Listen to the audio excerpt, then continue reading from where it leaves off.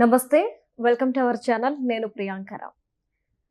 మన పెద్దలు ఎప్పుడూ చెప్తూ ఉంటారు, ఒక మంచి పుస్తకం 100 మంది మంచి స్నేహితులతో సమానం. ఎందుకు అంటే మనం ఎవరం అనేది, మన బాధ్యత ఏంటి సమాజం పైన, సమాజంతో మనం ఎలా నడుచుకోవాలి, అలానే మనకు తెలియని ఎన్నో విషయాల్ని మనకు తెలిసేలా చేస్తుంది, అవగాహన పెంచేది కేవలం పుస్తకం మాత్రమే. 100 మందితో మనం మాట్లాడే దానికన్నా ఒక్క పుస్తకం చదివితే సరిపోతుంది. మరి అలాంటి పుస్తకాలు చాలా అరుదుగా ఉంటాయి. కానీ మనం ఎవరం అని క్వశ్చన్ చేసుకుంటే దానికి సమాధానం చెప్పే పుస్తకాలు ఇంకా తక్కువగా ఉంటాయి. మరి అలాంటి కోవలోకే మరో పుస్తకం మన ముందుకు వచ్చింది. సత్యవాణి గారు ఆధ్యాత్మికవేత్త, ఆధునిక గీతాచార్యులని ప్రశంసించారు. మరి పెమ్మసాని చంద్రశేఖర్ గారు ఆ పుస్తకాన్ని ఆవిష్కరించారు. ఆ పుస్తకం పేరు అనగనగా ఓ నేను. మరి ఇది రాసింది నర్రా రామకృష్ణ గారు. ఈయన ఈ పుస్తకం మాత్రమే కాదు, ఎన్నో పుస్తకాలు రాశారు. ఆర్కే వాస్తు పరిశోధన గ్రంథం, వాస్తు మానసిక సమస్యలు, అమరావతి వాస్తు శాస్త్రం, మార్పు మంచిది. ఇది వాస్తు అలానే న్యూమరాలజీని బేస్ చేసుకుని ఉన్న పుస్తకాలు. మరి వాటితో పాటు ఇది కొత్తగా. ఇందులో మనం ముఖ్యంగా తెలుసుకోవాల్సిన అంశాలు ఏమున్నాయి అంటే, మనం ఎవరు నువ్వు అని క్వశ్చన్ చేసుకుంటే మనం పేరు కాదు, అలానే శరీరం కాదు, మన ఆలోచన కాదు, మన భావాలు కాదు, మన నడవడిక కాదు, మరి ఎవరు మనం? ఈ పుస్తకంలో దానికి సమాధానం ఉంటుంది. మరి ఆ రచయిత ఎవరో కాదు, నర్ర రామకృష్ణ గారు. ఆయనతో మాట్లాడేసి మరిన్ని విషయాలు తెలుసుకుందాం. నమస్కారం సార్. నమస్తే సార్. అంటే ఈ బుక్ నేను ఇంతకుముందు ఇంట్రోలో చెప్పినట్టు, మన అంతరాత్మ మనల్ని క్వశ్చన్ చేస్తే ఎవరు నువ్వు అని, ఆ సమాధానం అనేది చాలా కష్టం దొరకడం. పేరు అంటే మనం పుట్టాకే మనకు పేరు పెట్టారు. మన ఆలోచన అంటే మనం ఎదిగే కొద్దీ మన ఆలోచన విధానం ఉంటుంది. మరి ఎవరు నువ్వు అని క్వశ్చన్ చేస్తే దానికి సమాధానం ఏంటి సార్? అది నాకు నా అంతరంగం చాలా సంవత్సరాల నుంచి నన్ను ప్రశ్న చేస్తూ, పుట్టుక ఒక ఆరంభమా లేక గతానికి కొనసాగింప, పెద్ద క్వశ్చన్ మార్క్. అది నా మదిలో ఎప్పుడు నన్ను ఒక ప్రశ్నతోటి ఇబ్బంది పెడతా ఉంటుంటుంది. ఎప్పటికెప్పుడు రమణ మహర్షి గారికి ఆయనకు వచ్చేదంట థాట్, ఇలా ఎవరు నేను అని చెప్పేసి. అది ప్రతి మనిషికి వస్తుంది. అయితే ఆ వచ్చిందని మనం గమనించుకోవాలంటే మన ఈ బాహ్య ప్రపంచంతో పాటు మన అంతరంగ ప్రపంచంతో కూడా మనం జర్నీ చేయాలి, దాన్ని పట్టుకోవాలి. ఆ అంతరంగం, చాలామంది అంటారు అంతరంగం అంటే ఏంటి, లోపల ఏముంది. మీరు చెప్పారు, ఇంటర్వ్యూలో చెప్పారు, ఇంట్రొడక్షన్లో చెప్పారు, మన భావాలు కాదు, మన శరీరం కాదు, మన ఏంటి అనేది. అంటే టోటల్గా ఏంటంటే ఇది ఆధ్యాత్మికంగా చూస్తే మనం ఒక ఆత్మ అని అర్థం. ఈ ఆత్మల తెలుసుకోవటానికి మనం ఈ బుక్లో ఏం రాసామంటే, నేను అనే పదం చాలా ఇబ్బందికరమైంది. చాలామంది చెప్తుంటారు, నేను అనేది ఎప్పుడైతే మనలో నుంచి బయటికి వెళ్ళిపోతుందో మనం చాలా ప్రశాంతంగా ఉంటాము, మన అహంకారం అంతా కూడా తగ్గిపోతుంది. ఎప్పుడైతే నేను అనే అహంకారం మన చుట్టూ వైఫైలాగా తిరుగుతూ ఉంటుందో మనం దానికి బానిసై ఉంటాం. మనకు తెలియదు చాలాసార్లు. మన ఇగో సాటిస్ఫై అయ్యేంత వరకు కూడా అవసరమైతే ఎదుటి మనిషిని మన చేత ఒక అంగీకారం కోసం మనం ఎంపలాడుతూ ఉంటుంటాం. అలాంటి విషయాలు చాలా రాశాను ఇందులో. నేను దీని గురించి ముఖ్యంగా ప్రస్తావించేది ఏంటంటే, మనిషికి అనుభవం వస్తుంది. ఈ అనుభవం ద్వారా ఒక అవగాహన ఏర్పాటు చేసుకోవాలి. ఈ అవగాహన నుండి మనం ఒక జ్ఞానాన్ని ఏర్పాటు చేసుకోవాలి. ఈ జ్ఞానం నుండి మనకు ఒక జాగృతి వస్తుంది, అవేర్నెస్ వస్తుంది అన్నమాట. ఈ జాగృతి నుండి ఆత్మసాక్షాత్కారం పొందగలుగుతాం మనం. అది ఫైనల్ స్టేజ్ అది. కానీ ప్రతి మనిషికి ఒక స్టేజ్ వరకు వస్తుంది, అనుభవం ఉంటుంది. ఆ అనుభవం అనేది అది అవగాహన కావాలి. దాని గురించి మనం చాలా టాపిక్స్ ఇందులో రాసాము, దీని గురించి మాట్లాడుకుంటాం. అంటే సార్, నాకు ఇందులో ఒక క్వశ్చన్ అర్థం కాలేదు. నా చుట్టూ ఉన్న ప్రపంచాన్ని గమనించినప్పుడు నేను ఒక విచిత్రమైన వైరుధ్యాన్ని చూశాను అన్నారు. అందరూ వేగంగా పరిగెడుతున్నారు, కానీ ఎక్కడికి చేరుకోవాలో మాత్రం వారికి తెలియట్లేదు. బట్ ఇప్పుడున్న జనరేషన్ మీరు వెళ్ళి అడిగితే, I know what I want, నాకేం కావాలో నాకు తెలుసు, మీరు చెప్పొద్దు. పోటీ ప్రపంచంలో మనం పోటీ పడుతున్నాం. దేంతో పోటీ పడుతున్నాం? డబ్బుతోనా, లేదంటే అహంకారంతోనా?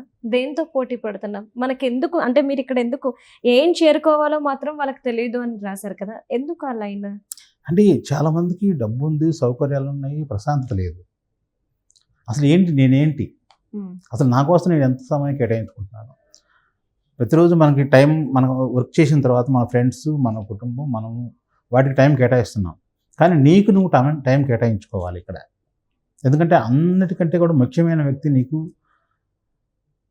నీ మిత్రుడు ఎవరైనా అంటే నువ్వే. అది నీలో ఉన్నాడనమాట. దాన్ని గమనించుకోవడం కోసమే మనం ఈ పుస్తకాన్ని రాసాం. ఓకే. అంటే నాకు ఈ బుక్లో మరొకటి ఏంటంటే చర్చ వర్సెస్ వాదన అని ఇచ్చినప్పుడు దానికి క్లారిఫికేషన్ చాలా బాగా ఇచ్చారు సార్. చర్చ, వాదన, వాటి యొక్క ఉద్దేశాలు అంటే ఎట్లా డివైడ్ చేయొచ్చు అంటారు? అంటే ఒకటమ్మా, మనిషికి మీరు దీంట్లో ఒక పదం చూస్తే మీకు దీంట్లో చాలా చాలా గొప్పగా ఉంటుంది. ఇది మాట అనేది కేవలం శబ్దం కాదు, అవును. మన అంతరంగ స్థితి యొక్క ప్రతిబింబం. ఉమ్, ఇక్కడ రాశాం మనం అవును. ఈ చర్చకి వాదన సమయం. ఎవరైనా మాట్లాడేటప్పుడు వాళ్ళు ఏ చైతన్య స్థాయి నుంచి మాట్లాడుతున్నారు అనేది దాని ఫలితాన్ని ఇస్తుంది అనమాట. ఇక్కడ ఒక చర్చలో ఉద్దేశం ఏంటంటే సత్యాన్ని తెలుసుకోవటం, వాదనలో ఉద్దేశం ఏంటంటే తన సత్యాన్ని నిరూపించుకోవడం కోసం. అంటే నేను చెప్పిందే కరెక్టు అని ఎదుటి మనిషి అంగీకరించేదాకా వాదన జరుగుతుంది. అంటే ఇతాండ వాదన, లైక్ ఇతండి వాదన. అప్పుడు ఏమవుతుందంటే ఇప్పుడు మొదటి వచ్చేసరికి జ్ఞానాన్వేషణ. ఏది మనం చర్చ చేసుకుంటే అది జ్ఞానాన్వేషణ అవుతుంది. రెండవది వచ్చేసరికి అహంకార ప్రదర్శన అవుతుంది. అంటే వీళ్ళ ఈగో సాటిస్ఫై అయ్యేంత వరకు కూడా, ఎవరో ఒకరు తగ్గేంత వరకు కూడా ఎదురు మనిషి వాదన చేస్తూ ఉంటుంటారు. దీనివల్ల ఏమవుతుందంటే మనిషి ప్రాణశక్తి కేవలం శారీరక కృషితోనే కాదు, మానసిక తీరుని బట్టి కూడా ఉంటుంది అని మనం ఇక్కడ ప్రస్తావించాం. అంటే నీ యొక్క వాదన అనేది నీ యొక్క ఆరాన్ని దెబ్బతీస్తుంది. అది కూడా ఇక్కడ ప్రస్తావించాం. ఇక్కడ వాదనలో ఇద్దరు వ్యక్తులు తమ భావోద్వేగ శక్తిని పూర్తిగా వ్యతిరేక దిశలో ఉపయోగిస్తారు. కోపం, పట్టుదల, నిరాశ, ఈ ఉద్వేగాలన్నీ బయటకు వెలువడతాయి. ఈ ఉద్వేగాలన్నీ కూడా మీ అంతరంగ శక్తిని హరింపజేస్తాయి. అదే చర్చ అయితే ఏమవుతుందంటే ఇద్దరు వ్యక్తుల జ్ఞానాన్ని, అవగాహనని పంచుకోవడానికి చేసే ఒక నిస్వార్థ ప్రయత్నం అది. దానివల్ల ఏమవుతుందంటే మనం ఎంతో నేర్చుకుంటాం, తెలియని దాన్ని, మన అహంకారాన్ని అనేది కూడా మనం తగ్గించుకోవడానికి అవకాశం ఉంటుంది. అదే అంటే నేను ఇంకొకటి అబ్జర్వ్ చేస్తే సార్, ఇప్పుడు నేను అంటే మీరు చాలా కరెక్ట్గా రాశారు. ఇప్పుడున్న ప్రజెంట్ సిచ్యువేషన్లో చూస్తే ముసుగు వేసుకొని బతుకుతున్నారు. ఒక ముసుగు, వాళ్ళ జీవితం మొత్తం కూడా ఒరిజినాలిటీ ఒకప్పుడు కనిపించేది, ఇప్పుడు లేదు. అందులోనూ ఆ ముసుగు ఏంటి అంటే అందరూ నన్ను మంచివాడు అనుకోవాలి అన్న పాయింట్ ఆఫ్ వ్యూలోనే ఉన్నారు. సో దాని గురించి మీరు ప్రస్తావించారు, అది బాగా అనిపించింది. ఇది అహంకారం కింద చూపించేటప్పుడు. అవునవును. ఇది నేను ఫస్ట్ మనకి వంశాన చంద్రశేఖర్ గారికి కూడా ఆయన కూడా కలిసి ఆవిష్కరణ చేయించినప్పుడు ఆయన బుక్ చదివేటప్పుడు దీని గురించి మాట్లాడారు ఆయన, ఈ టాపిక్ గురించి. ఇది చాలా ప్రతి మనిషికి కావాలి అని చెప్పేసి ఆయన చదివారు. ఈ బుక్ను కూడా చదివి చాలా బాగుంది. అందరూ నన్ను మంచివాడు అనుకోవాలని తప్పనకు మూలం ఏంటంటే అహంకారం, అభద్రతాభావం. దీని నుంచే వీళ్ళ నుంచి ఇలాంటి పుడతాయి అనమాట. ఇదొక వాసనలు ఇవన్నీ. ఈ రకంగా చెప్పాలంటే నకారాత్మకమైన ఆలోచనలు ఉన్నప్పుడే ఇలాంటివన్నీ వస్తుంటాయి. సకారాత్మక ఆలోచనలు ఉన్నప్పుడు మనం దాని జోలి పోము. ఇలాంటి ముసుగు లేకుండా వాస్తవిక జీవితాన్ని బతుకుతాం.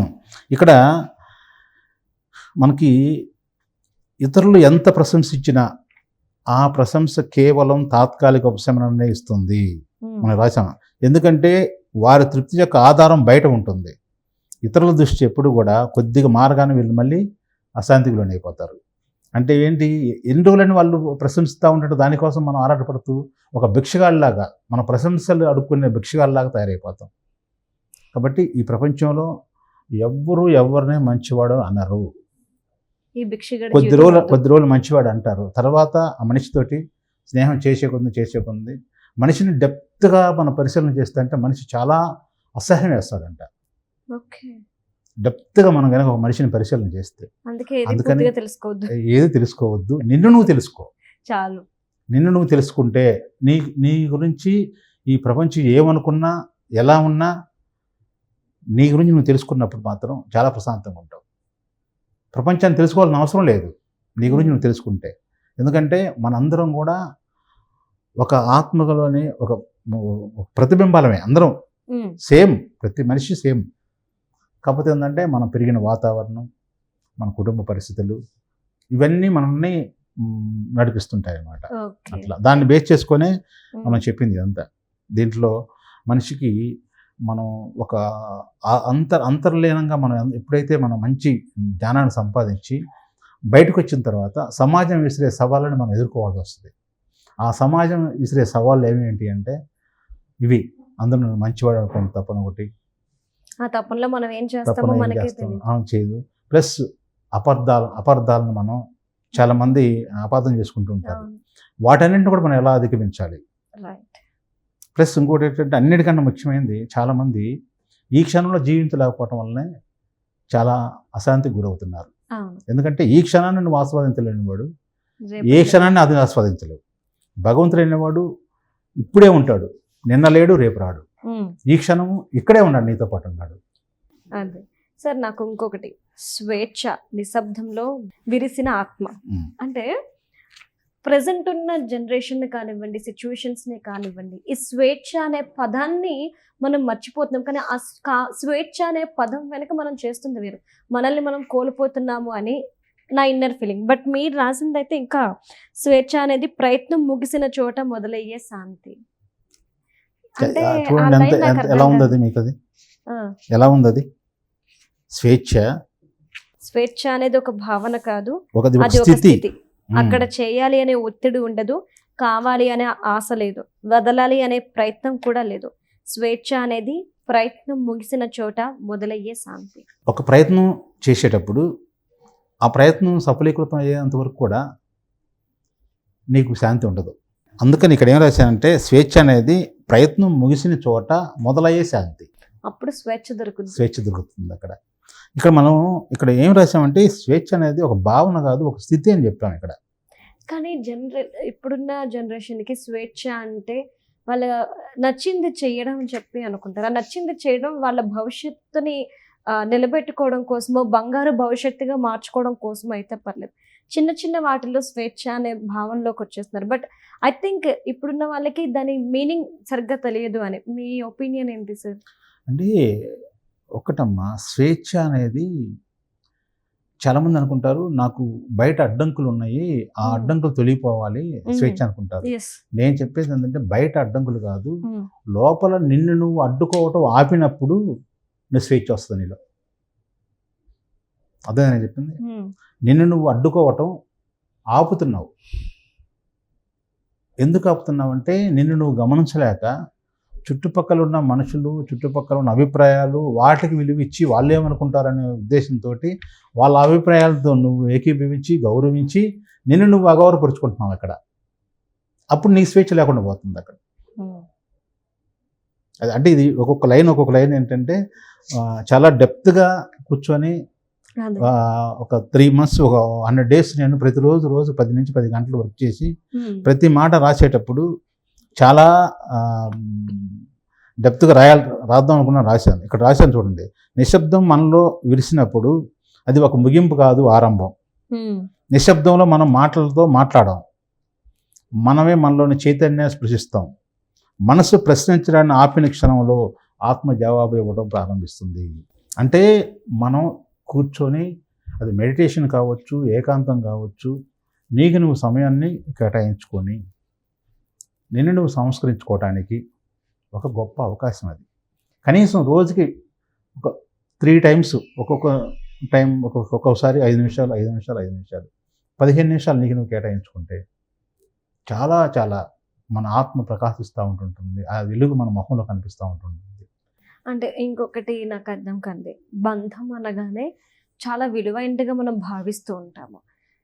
ఆ బంధాలే లేకపోతే మనకి వాల్యూ లేదు అని, ఆ బంధాల వల్లే ఇంకా మనం చెడు మార్గం గుండా పోకుండా సరైన మార్గంలో పోతున్నామని.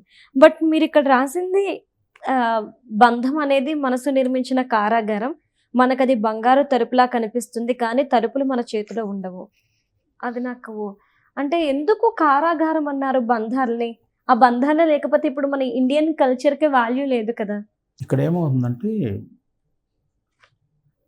మనకి ఎప్పుడు కూడా అటాచ్మెంట్లో ఉంటూ డిటాచ్మెంట్గా బతకగలగాలి మనిషి. ఇప్పుడు ఓకే, బంధాన్ని వదులుకోమని చెప్పలేదు ఇక్కడ. ఓకే, బంధం నీ కాళ్ళకి వేసినప్పుడు నువ్వు నడవలేవు,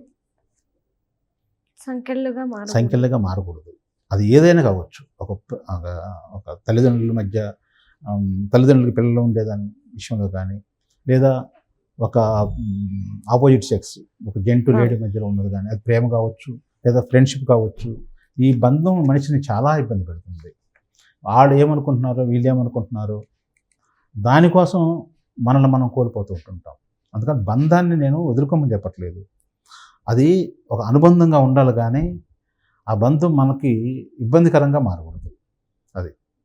ఇంకొకటి కామం గురించి రాస్తూ జీవన రుచికి పరిమితి అన్నారు. కానీ ప్రజెంట్ ఉన్న సిచ్యువేషన్లో ఇన్ని ఘోరాలు జరగడానికి ఇదే కారణం. ఇల్లీగల్ రిలేషన్షిప్స్ కావచ్చు, లేదంటే చిన్న వయసులో ఇలాంటి కోరికలు కావచ్చు, వాళ్ళ కెరియర్ని కిల్ చేస్తూ వస్తుంది. కానీ మీరేమో జీవన రుచికి పరిమితి అంటున్నారు. అది ఎలా లింక్ అవుతుంది? అంటే ఒకటమ్మా, ఇక్కడ ఏమవుతుందంటే అది మనం అరిషడ్ వర్గాల గురించి చెప్పేటప్పుడు అది ప్రతి మనిషికి ఉంటుంది. అది అవును సార్. కామ, క్రోధ, లోభ, మోహ, మద, అవును, మత్సరాలు అవును. ప్రతి ఒక్కరికి ఉంటుంది. ఇక్కడ దాన్ని మనం ఎంతవరకు యూజ్ చేస్తున్నాము, మనకి ఒకటమ్మా, మనకి బాత్రూంలో ఉన్నట్టు మనం బెడ్రూమ్లో ఉండలేము, బెడ్రూమ్లో ఉన్నట్టు హాల్లో ఉండలేము, ఉండలేదు. ఇంట్లో ఉన్నట్టు బయట ఉండలేము, ఉంటారు కదా. అదే రకంగా ప్రతి ఒక్కడు కూడా పరిమితిగానే ఉండాలి. ఇక్కడ ఇక్కడ మనం ఈ కామం విషయంలో వచ్చేసరికి కొంతమందికి అది నాకు తెలిసినంత వరకు కూడా కుటుంబ పరిస్థితులు, వాళ్ళు పెరిగిన వాతావరణం, వాళ్ళ మానసిక స్థాయి నకారాత్మకమైన ఆలోచనలతో పూర్తిగా నిండిపోయి కళ్ళు బయర్లు కమ్ముకొని ఏం చేస్తున్నామో అని తెలియకుండా ఆ స్థితిలో వాళ్ళు అలా చేస్తారు. అలాంటి వాళ్ళకి ఇప్పుడు మనం చూస్తున్నాము. అలాంటి పరిస్థితి వచ్చినప్పుడు ప్రభుత్వాలు తీసుకునే చర్యలు ఏ విధంగా ఉన్నాయో, చాలా జనాలు ప్రభుత్వాలని అప్రిషియేట్ చేసేటట్టుగా ఉన్నాయి. కాబట్టి అది ఎక్కడో ఒక చోట జరుగుతూ ఉంటుంటుంది. అది దాన్ని మనం ఎవరు ఆపేది కాదు. అది నాకు ఇంకొకటి బాగా నచ్చింది సార్. లక్ష్యం లేని జీవితం ఇతరుల స్వప్నాలకు బానిసగా మారడం. దాన్ని మళ్ళీ మీరు నదితో కంపేర్ చేశారు చూడండి. నది ఎంత పెద్దదైనా దిశ లేకుండా ప్రవహిస్తే చెరువులలో కలిసి మురికిగా మారుతుంది, కానీ దిశతో ప్రవహిస్తే సముద్రాన్ని చేరుతుంది. మనిషి జీవితము అంతే. మనకంటూ లక్ష్యం లేకపోతే మరొకరి లక్ష్యం నెరవేరడం కోసం మనం పని చేయాల్సి వస్తుంది. వారి కలలను నెరవేర్చడంలో మన జీవితం మిగిలిపోతుంది. లక్ష్యం అంటే ఏమిటి? మరి అంతే కదమ్మా. ఇప్పుడు మనకంటూ ఒక లక్ష్యం లేకపోతే వేరే వాళ్ళ లక్ష్యం కోసం మనం పనిచేయాల్సి వస్తుంది. నీ లక్ష్యం నెరవేర్చడం కోసం వాళ్ళ లక్ష్యం, నీ లక్ష్యం రెండు కలిపి నెరవేరడం కోసం వాళ్ళ కోసం ప్రయత్నం చేయడం వేరు. కానీ కేవలం ఎదుటి వాళ్ళ లక్ష్యం నెరవేర్చడం కోసమే నువ్వు ప్రయత్నం చేస్తావంటే నువ్వు వాళ్ళ కింద ఒక బానిసలాగా తయారైపోతావు. బానిసత్వాన్ని వేయడమని చెప్తున్నావు. అక్కడ నీ లక్ష్యం వైపు పరుగులు, నీ లక్ష్యం వైపు పరిగెత్తు. అది ఇది బాగుంది సార్. ఎందుకు అంటే చాలా మంది ఏవేవో ఇబ్బందుల వల్ల, ఏవేవో కారణాల వల్ల, లేదంటే మా వల్ల కాదులే, మా దగ్గర డబ్బు లేదు, ఏది లేదు అనుకొని ఉండిపోతారు. కానీ వాళ్ళు బతుకుతుంది బానిస బతుకు అని చెప్పి చాలా క్లియర్గా నదితో పోల్చారు చూడండి. అదిగో మురికి మనలోకి పోవడం సముద్రంలోకి. అది చాలా బాగుంది సార్. అంటే వాస్తు శాస్త్రం నుండి మీరు వాస్తు, జ్యోతిష్యం, అమరావతికి సంబంధించి కూడా మీరు చెప్పారు. ఇలాంటి వాటి నుండి ఇలాంటి బుక్ ఒకటి రాయాలని ఎందుకు అనిపించింది? ఇది ఎప్పటి నుంచో చెప్పాను కదమ్మా. నేను ఎవరు అనే ప్రశ్న నన్ను ఎప్పుడు వేధిస్తూ ఉంది. అలాంటప్పుడు నేను ఆధ్యాత్మిక మార్గంలో పయనిస్తూ నాకంటూ నేను ఒక వ్యక్తిగతంగా నేను ఏంటి అని తెలుసుకొని ఈ బాహ్య ప్రపంచంతో పాటు అంతరంగ ప్రపంచంలో కూడా ఏం జరుగుతుందని నేను ఒక ధ్యాన పద్ధతిలో నేను ప్రశ్నించుకుంటూ చెప్పాను కదా స్టార్టింగ్లో, పుట్టుక ఒక ఆరంభమా లేక గతాన్ని కొనసాగింపు అనేది నా మనసు ఎప్పుడు. ఎందుకంటే పేరు నువ్వెవరు అంటే నేను ఈ శరీరం కాదు. శరీరం మారిపోతూ ఉంటుంటుంది. మరి ఎవరు? నీ ఆలోచనలు మారిపోతూ ఉంటాయి. మరి ఏంటి, ఎవరు నేను? పుట్టక ముందే నీ పేరు పెట్టకముందే నువ్వు ఉన్నావు కదా. అంటే అది నాకు అలా అనిపించింది. పుట్టుక ఒక ఆరంభమా లేక గతాన్ని కొనసాగింప, దాన్ని మీద వచ్చిన ఆలోచన ఇది. అనగనగా ఓ నేనని. అక్కడి నుంచి మనం భూమి మీదకి ఒక అమాయకత్వంతో మనం భూమి మీద జన్మిస్తాము. అక్కడి నుంచి ఇక మన ప్రయాణం ఎలా ఉంటుంది, మన అమాయకత్వం వీడిపోయి అహంకారం డెవలప్ అయిపోయి మనల్ని మనం ఏ విధంగా ఇబ్బంది పెట్టుకుంటున్నాము, మనం ఏ విధంగా ఆత్మవంచన చేసుకుంటున్నాము, ఇలాంటివన్నీ ఈ పుస్తకంలో మనం ప్రస్తావించడం జరిగింది. ఈ పుస్తకం చాలా మంచి చదివిన వాళ్ళు కూడా చాలా గొప్పగా తనిఖీల భరణి గారు కూడా పుస్తకాన్ని చూశారు. అసలు సత్యవాణి గారు సత్యవాణి గారు కూడా క్రెడిట్ ఆమె ఇచ్చేసారు. నాకు చాలా గొప్ప ఒక ఆధునిక గీతాచార్యులాగా నన్ను సంబంధించారు. బుక్ అవును. ఫెస్టివల్లో జరిగింది ఇది. అయినా నాకు ఇంకొకటి కూడా బాగా అనిపించింది. పెమ్మసాని గారు కూడా ఈ బుక్ గురించి మాట్లాడుతూ మాట్లాడారు. ఇది ప్రతి ఒక్కరి ఇంట్లో కూడా ఉండాలి. ఎందుకంటే కొన్ని సంఘటనలు నిజ రూపంలో ఉన్నాయి. మార్గనిర్దేశకంగా ఈ బుక్ మనకి ఉపయోగపడుతుంది అని చెప్పేసి. ఒక మంచి బుక్ రాయడానికి మీకు ఎన్ని రోజుల సమయం పట్టింది? దాదాపు రోజు 10 నుంచి 12 గంటలకు చేశానమ్మా. నా పనులన్నీ ఆపుకొని కూడా అబ్బా! 100 days బాగా వర్క్ చేశాను. తర్వాత స్క్రూటినీ కోసం వాటి కోసం ఒక నెల, ఉమ్. అలా 15 రోజులు.